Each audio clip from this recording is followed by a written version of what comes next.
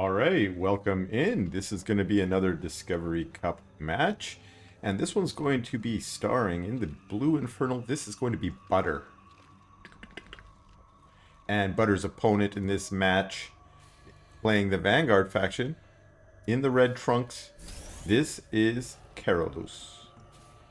Also known in the bracket as Infernal Player, which is clearly not happening. And in this particular game is known as Tuya Staria. I don't know how to say that because it doesn't look like it's in the language I speak, which I am a lonely one language speaker. I know a couple words and a few others, but that's the best I can claim. I'm going to call him Karolus, and Karolus is opening with a command post, and Butter sees this and not happy and says, "Bobs, I will attack you. I will make you pay for what you have done. Command post first is not allowed in this match. Feel the punishing rays. I am a magical creature, and I shall destroy you with magical bolts of energy." And the Bobs, being invincible, are like, "Nah, I just don't care." Although this one Bob's running away. That's not what you're supposed to do. You're supposed to hug with the healing hugs with your buddies. Not into the woods. How are they going to heal you now? Oh, my poor Bob. Alas, now there's a fiend.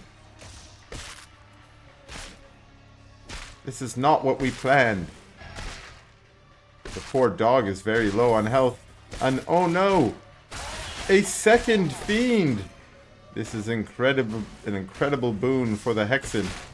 This is what you get for getting a command post first, says the Hexen. Now all the Bobs turn. They are overcharged. That gives them the extra armor and extra damage. But another fiend and another Bob down. Poor Karolus.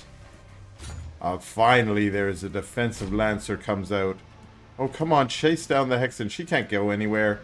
Yeah, uh-oh. Nice control by Butter to distract the Lancer with the Fiend, managing to get the Hexen home safely. She's at such low hit points. Where's she at? 13 hit points. Wow. Wah wah wee wah. That was a very exciting opening harass. Unfortunately for Karolus, losing, I think, 3 Bobs there. And so that is the price you pay, I guess, if you're going to go for that fast eco build and you're facing off against someone like Butter who will try and make you pay for that.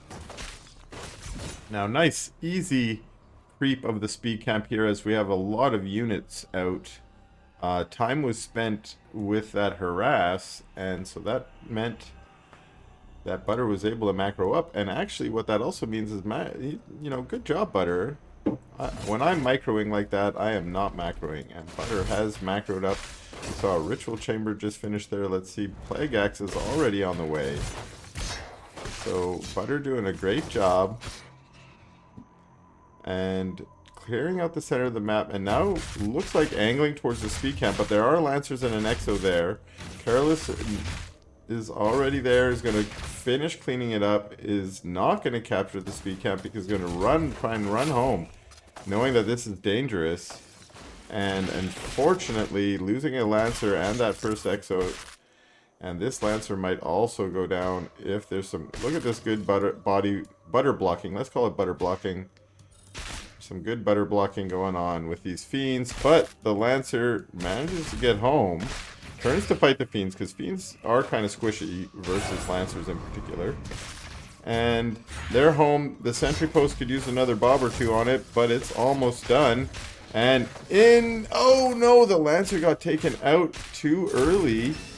Wasn't able to get in, but now we got a buzzsaw turret up, and that means Butter might not want to push in. This brute is like, I didn't get the memo. I'm here to die, and I will. I will take out an Exo with me if I can. Nope, but gets away with the fiends.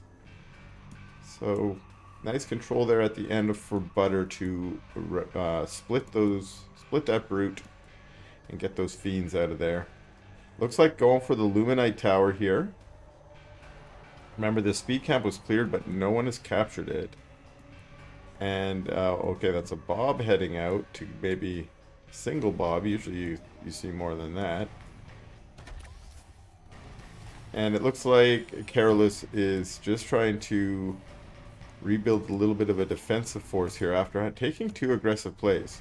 And Butter now taking the Luminite camp, busting an effigy to help with that white health regen. And we also see the Magmadon on the map now. That can be useful, although these Exos, they kind of like that. They like to kite. They want to take out that mag.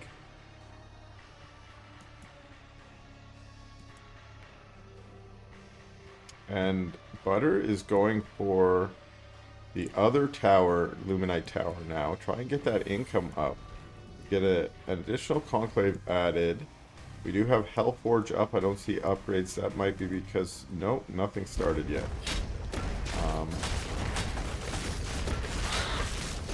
Creeping the Luminite. So that'll be double Luminite towers. Actually, that's not true. A Lancer has come over here and stole this tower from Butter.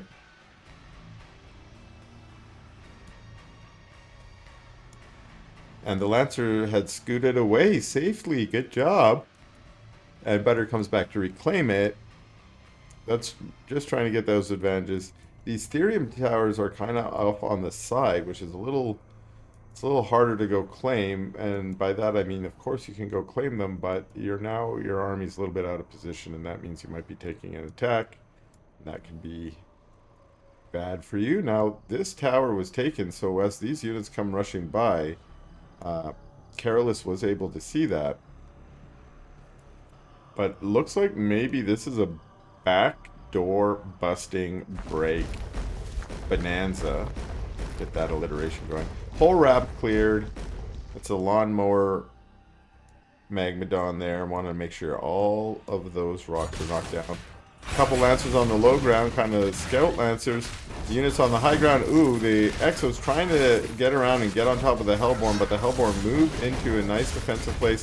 The Magmadons now with their trample pushing up the ramp. They're getting into a little bit of a dangerous place there, but did manage to get on top of the Exos, and they're very low now. It looked like the Exos took a Nightfall infestation too. So Fiends popping out all over this base, and this is not looking great for Karolus, as he is infested by a whole bunch of Infernal units, some of them chasing to the third, but that's GG and a G in game number 1. And here we are in game number 2 between these two players, and switching faction. This game is going to be Karolus in the Blue Inferno. And his opponent on this boneyard battlefield is none other than Butter, the Red Inferno. And so far in this tournament, Butter has been doing very well, having defeated a number of players, at least defeating me, and up 1 game in this match against Karolus. Now, Karolus played Vanguard in that first map, as you saw, and has decided to switch to Infernal. His ID in the challenge page for this tournament says Infernal player, so he's on brand finally, and playing the Infernal. Has opened with Vault Conclave, got a few on the Therium, more than you need just for some Gaunts, so that might mean trying to get those upgrades going as soon as you can. Whereas Butter has expanded. I don't think that was the first. I think it might have been... Oh, actually, based on the build times here, that does look like it was Shrine first. And so that's an aggressive eco play up against a 2 production play, and what we see already is Karolus out with his Brutes and Gaunts already. A Gull Bug, that's sad. Hate to see that. When are they gonna fix that? Love to see it. And this imp really just wants to put down a Shrine, and there we see it. And there we go. The Shrine first from Butter means slower creeping. There is a farm here, but no Fellhogs out yet.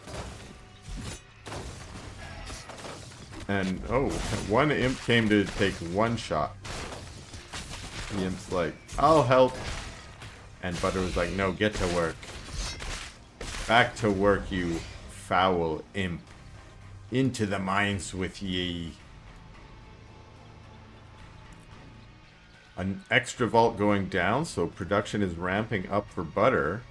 After this fast expand, that might indicate that this is going to turn into more of a 2-base kind of push, or maybe even all-in or rush. Whereas Karolus now has the expansion going and has his units put in a sort of forward aggressive position. Couple brutes hanging out in the healing camp just to get those healing juices. And the vision camp about to go down. Wow, what happened over here? What happened over here? Yeah, some bloods and the guts over here. That makes me think that that wasn't going the way they wanted. And now some fiends coming rushing in from Karolus. They are looking to be aggressive, and wow. This could look bad for Butter here in a second, especially if Karolus gets a good engage here. Wow, nice Nightfall. Catching a few of those units, brutes in particular, and down go the Gaunts. Now with a nice little surround from the fiends, they're going to try and take out that Hex, and she is a slow walker. Got the healing juices going, but yeah, she keeps getting body blocked, and she's going to go down too. Actually manages to stay alive for a couple seconds more, then goes down. Unfortunately for Butter here, this is looking very dangerous. Butter did get some reinforcements come out from the natural, but this early aggression play from Karolus is looking good. There is a Shroud Stone almost done, and Karolus is pulling back. I'm not sure why. At least for another 10 or 15 seconds there, Karolus had the advantage, and in that time might have been able to take out that Shroud Stone. And that could have turned into a lot of problems here for Butter, but instead Karolus pulled back, and Butter is able to regroup. No Plague Axes yet.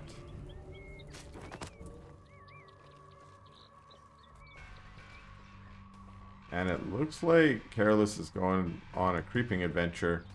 And we see that Butter's already got a third base up here. So while was taking that aggression, part of the reason why there weren't as many defensive units was because Butter was putting out that second or third base. And remember, Karolus was a little delayed in his own second base, although we see him putting down a Hellforge and a Twilight Spire. So trying to take the little advantage that was gained from that push, because we can see here that Karolus does have a lot of units here, whereas Butter has caught up primarily because of these Magmadons that's being pumped out, but Butter's just staying at home, not using those units to creep out, get that extra income. In this case, we're going to see Karolus get some Therium income now. That's going to be very clutch. And so despite being behind in the expansion pattern here, Karolus now taking a third base, is ahead in the creeping income.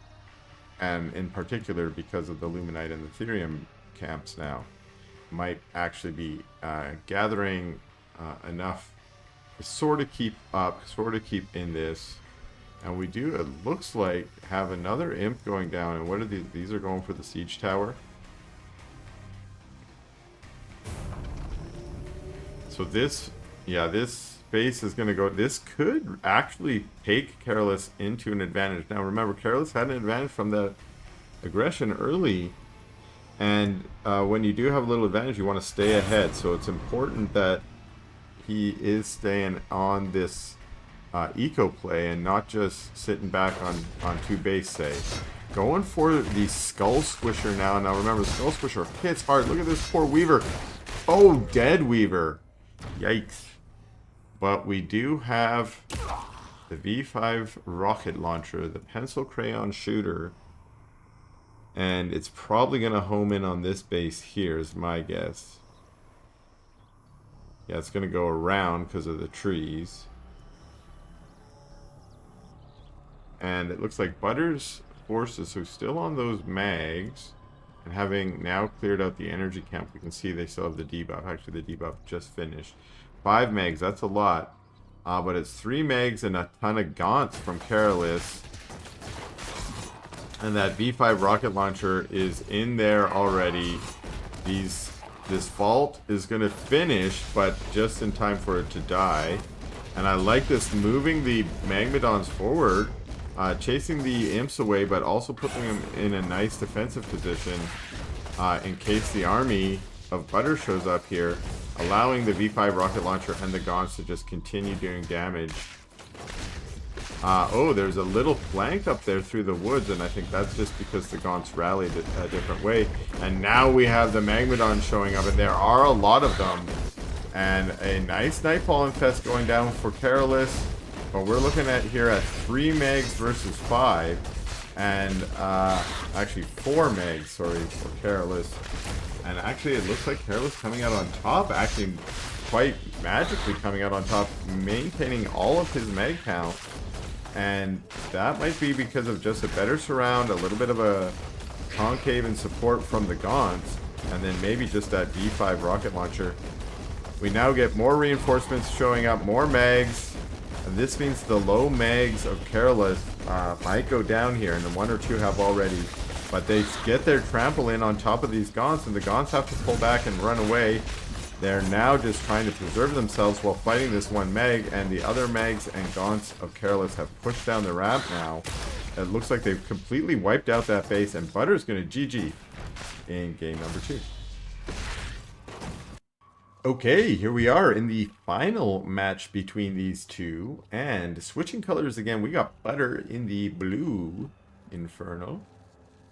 I think they switched colors, now I'm confusing myself. But in the red Infernal is Karolus. And Karolus opening with some production right at his ramp right away. And yes, it's going to be Butter with the Shrine first again. So this is how they opened last time. Now remember, it was Karolus who managed to make this, make it his game by rushing early, getting some damage done, and then ultimately winning out in the end in the final battle.